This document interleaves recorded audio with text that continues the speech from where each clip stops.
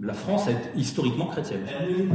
Est-ce qu'elle est déchristianisée? Elle l'est majoritairement déchristianisée.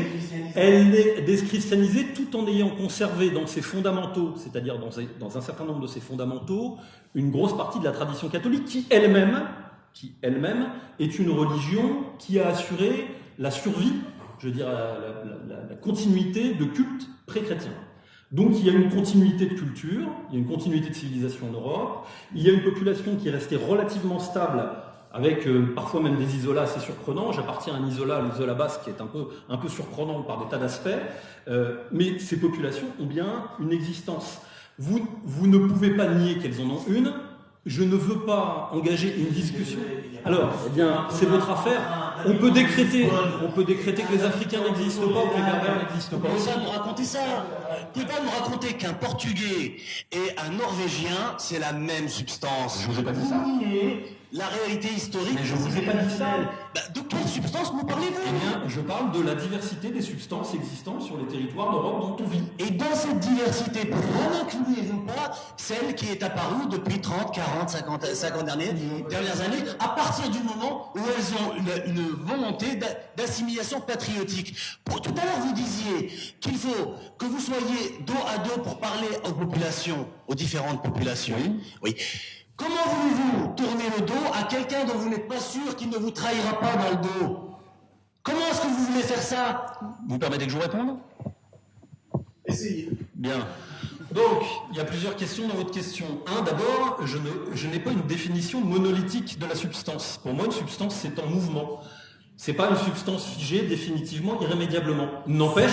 Tout à l'heure, vous avez fait du latin, substance enterré, c'est ce qui se tient en dessous. Oui, merci. Donc, c'est bien dans ce sens-là où je l'entends. C'est bien dans ce sens-là où je l'entends. Donc, je pense, et je soutiens, que notre culture, nos constructions politiques, nos constructions artistiques, nos constructions historiques ont pris la forme qu'elles ont prise parce qu'elles ont été le produit d'une particularité de population, c'est-à-dire d'une population présentant des caractéristiques particulières.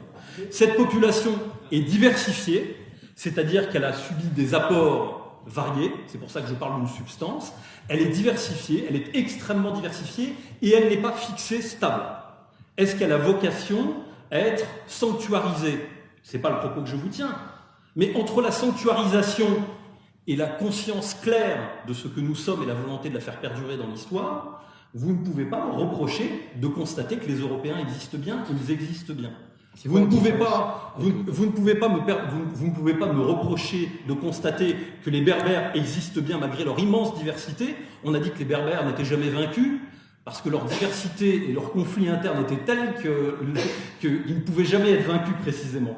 Mais c'est pas pour autant, malgré cette immense diversité de la berbéritude, en quelque sorte, et son histoire ancienne, c'est pas pour autant que les Berbères n'existent pas non plus.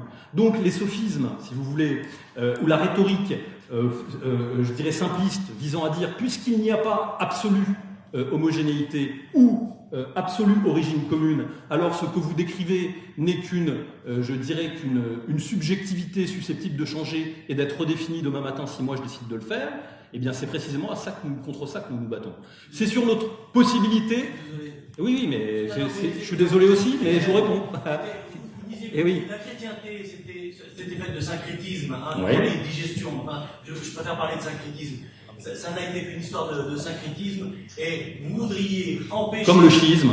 Oui, comme le chiisme, très bien, pas de problème pour moi. Vous voudriez empêcher une population récente, qui vient récemment, sous prétexte qu'une partie de cette population ne se reconnaît pas dans certaines valeurs, vous voudriez empêcher la partie qui voudrait s'y reconnaître en leur disant, c'est pas parce que vous avez des papiers que vous êtes... Et vous dites en plus, si l'ennemi vous définit comme ça, vous êtes l'ennemi que vous voulez. Eh bien, je vais vous dire, en ce moment, il y a deux ennemis principaux en France, c'est l'extrême droite et l'islam. C'est le même ennemi qui les définit. Voilà. Et là-dessus, on vous entend pas. On vous entend pas. Vous vous dégonflez, vous passez par des détours de toutes sortes, mais vous ne dites rien là-dessus.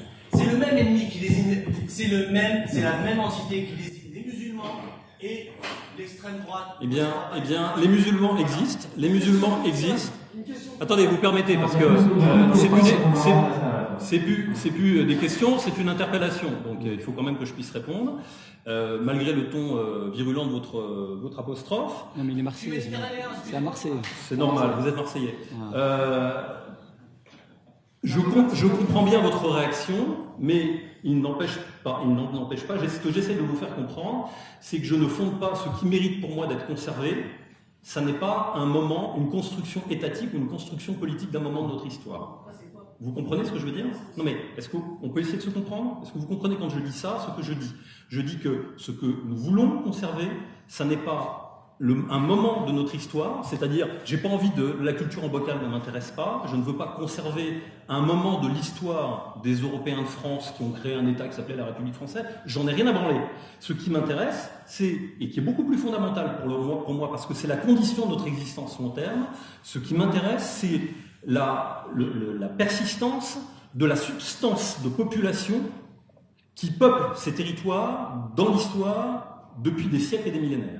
Pourquoi tu l'appelles pas le peuple français? Vous pouvez appeler ça peuple-forme, parce qu'il y a des tas de définitions du peuple. Ouais. Il y a des définitions politiques du peuple. Certains ont une définition d'un peuple comme l'accumulation d'une population résidant sur un même territoire sous une même entité politique. Bon, donc vous pouvez faire des tas de définitions du peuple, ce que j'ai expliqué, définition bodinienne ou althusienne, etc.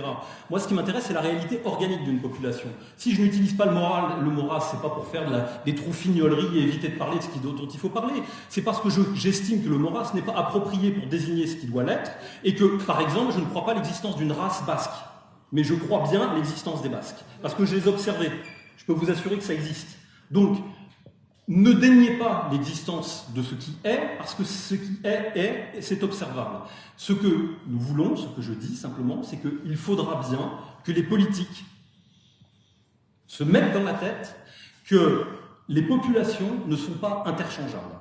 Et que ce n'est pas demain, parce que vous aurez 60 millions de gens qui se diront tous français et qui feront des manifs monstres pour dire « nous sommes tous français » avec des drapeaux bleu, blanc, rouge. Si ces gens sont majoritairement venus peupler la France provenant d'Afrique subsaharienne ou d'autres parties du monde et qu'ils sont aujourd'hui majoritaires et qu'ils ont tous la nationalité française, je n'en déduirai pas moins que nous avons été génocidés sur nos propres terres et que notre substance sensible réel, c'est-à-dire ce qui fait le fondement de la civilisation, la condition de la créativité historique, ce qui a permis au schisme d'être le schisme et de ne pas être simplement une zone rasée par les invasions mongoles, etc., ce qui a permis la proclamation de la grande résurrection à Alamout, ce qui a permis l'existence de la diversité du monde telle qu'elle est, c'est la substance profonde des peuples. Et je veux que cette substance profonde des peuples devienne un sujet politique. C'est pour ça que je vous dis c'est pour ça que je suis indigéniste. Et je ne le suis pas simplement pour le peuple auquel j'appartiens.